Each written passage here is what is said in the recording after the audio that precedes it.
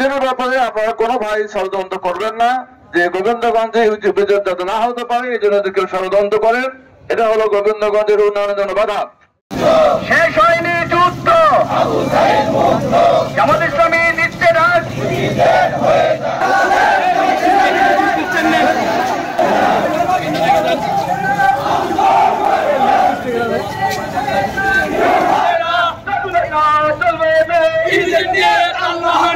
গোবিন্দগঞ্জ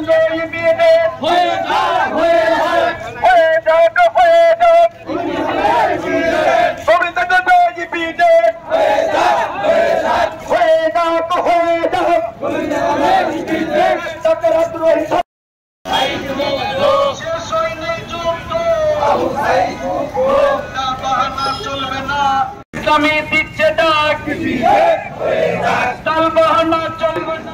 الصلاة والسلام على سيد المرسلين وعلى آله وصحبه وأهل بيته أجمعين। সংগ্রামী গোবিন্দগঞ্জবাসী, আজকে এই বিজেপিকে কেন্দ্র করে আজকে মিছিল এবং সমাবেশোত্তর সংগ্রামী জনতা সবাইকে আমি অভিনন্দন জানাই। আসসালামু আলাইকুম ওয়া রাহমাতুল্লাহ। হিন্দু ভাই যারা আছেন, বৌদ্ধ খ্রিস্টান যারা আছেন তাদেরকে আমি শুভেচ্ছা জানাই। প্রিয় ভাইরা, আমরা 15 বছরের দুঃশাসন দেখেছি, আমাদের দেশে অনেক অধঃপতন হয়েছে। এরপরে একটা অন্তর্বর্তীকালীন সরকার আছে। আমরা চাচ্ছি যে এই সরকারের পরে তারা একটা নির্বাচন দেবে, জাতীয় সরকার, আমাদের একটা নির্বাচিত সরকার হবে এবং তার আগে আমরা চাই এবং নতুন সরকার হলেও আমরা চাই সেটা হলো একটা উন্নত গোবিন্দগঞ্জ, একটা বৈষম্য মুক্ত, চাঁদাবাজি মুক্ত গোবিন্দগঞ্জ, একটা যানজট মুক্ত গোবিন্দগঞ্জ, একটা উন্নত গোবিন্দগঞ্জ। ভাইরা, আর উন্নত গোবিন্দগঞ্জ জন্য এটা স্থিরীকৃত সিদ্ধান্ত হচ্ছে এখানে ভিজিট হবে, আর কোন এলাকায় হবে এটা নির্ধারিত আছে এবং প্রশাসনের কাছে জানা আছে। প্রশাসন বিভিন্ন সময় পদক্ষেপ নিয়েছে। আমরা গত 6 মাস যাবৎ প্রশাসনের সাথে কথা বলেছি এবং এই ভিজিট কিভাবে হতে পারে, কিছু সমস্যা আছে এই ব্যাপারে বিভিন্ন জনগোষ্ঠীর সাথে আমরা মত বিনিময় করেছি।